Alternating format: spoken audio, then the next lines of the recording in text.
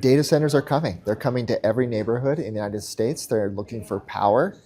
And in fact, we are the users. We're incentivizing this. And there's also like a thing we have to balance, right?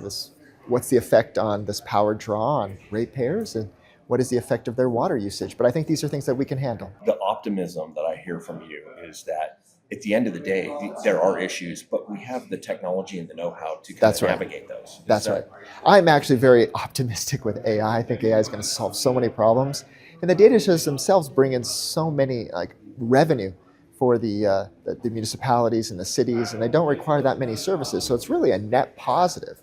What are the things that need to happen to like the water concerns that people have about AI development and data centers?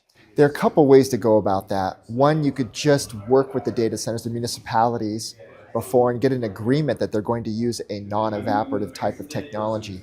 Or you could pass a legislation at, say, the state level and say, like, in these geographic areas, such as the Wasatch Front, where we care about water and where we have a scarcity of water, you can't use evaporative cooling. Now, again, the trade-off is they're going to use 16 to 18% more electricity, so we need to have the power to offer them for that. But that's a pretty simple solution: is electricity for water, and that is available, and that technology exists today. It does exist, yes. It does cost them a little bit more, but it's not something that's going to blow up the cost of construction. Right. Give us your assessment of Utah's opportunity moving forward with regard to data center engagement and development. Where does Utah stand right now, and what's the potential in the future? I think Utah does have potential for more data centers if it can get more power. This is like one of the issues. Can we develop more power?